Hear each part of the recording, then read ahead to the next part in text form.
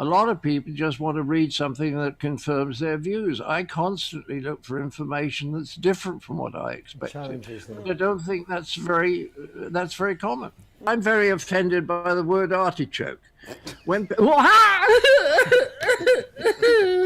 sorry, even when I say it myself, I'm sorry. And I would be very grateful if people could avoid using the A word. I don't think you can find a well-known comedian who says he's in favor of woke, because we all believe that making jokes is extraordinarily important contribution to the culture, just as the court jester was in medieval times. You need to be somebody out there saying things that are a bit edgy and getting laughs. And the idea Tom does it, but I'm not sure much of comedy is going political. Hang on a second. Right. The idea that you have to protect the weakest, thinnest-skinned person in the room seems to me awfully unfair. It's the lowest common denominator, the most thin-skinned person, that dictates the kind of comedy that everybody else can enjoy. Or are we saying that everybody has a thin patch of skin somewhere, and they'll all get their time? This is true. You get into some areas. I remember I used to do a lot of work for the World Wildlife Fund, and they asked me if I would send them a recipe for a cookbook. So I sent them a recipe for poached giant panda. I didn't hear from them for about 5 years. Everybody has got a very area. I mean, when Connie Booth and I were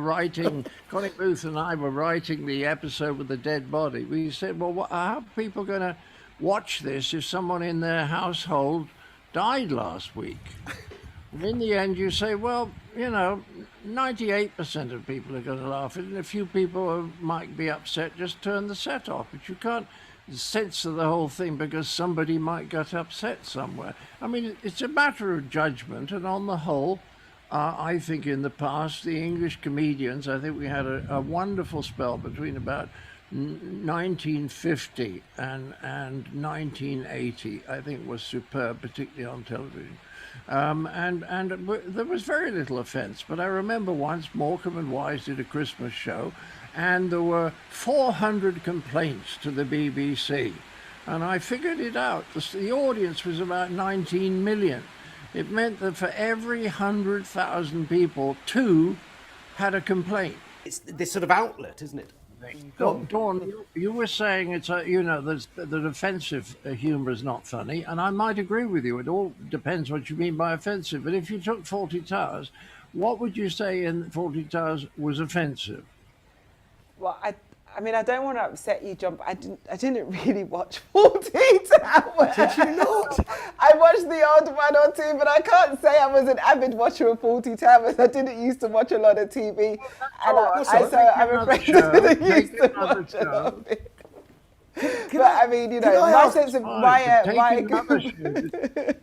Could I ask John, if you and Connie were striking out to do it today, to do Fawlty Towers today?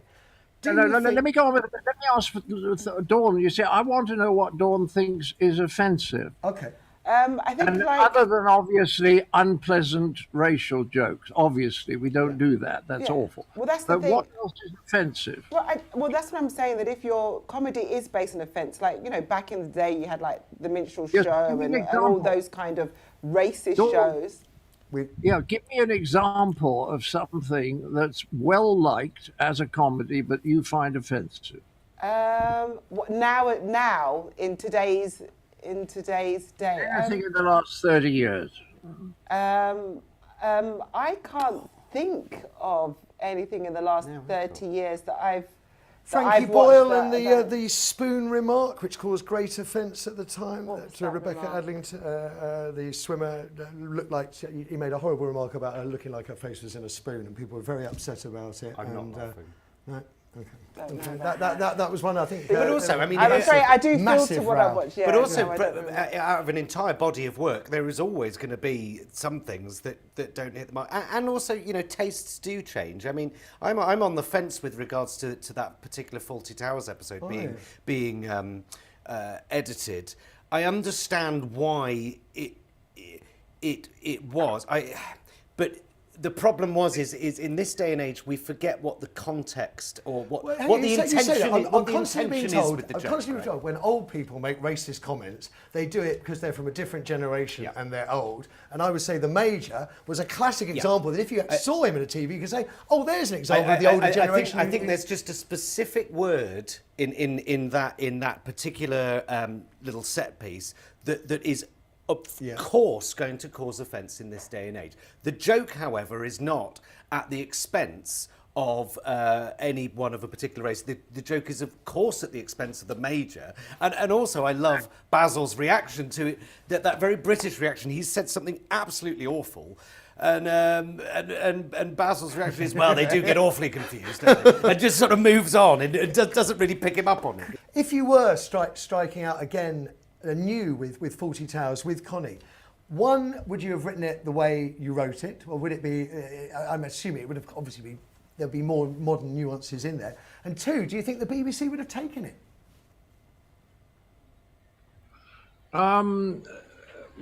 It's a terribly difficult question. I mean, there was a recent case when somebody spotted something in Fish Called Wanda, which we made it was released in 1988.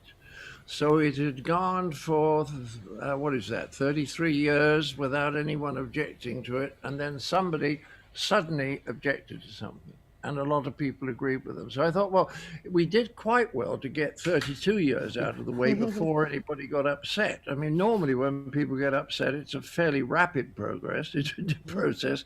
It doesn't take 33, 34 years. So you don't know what's going to happen in the future.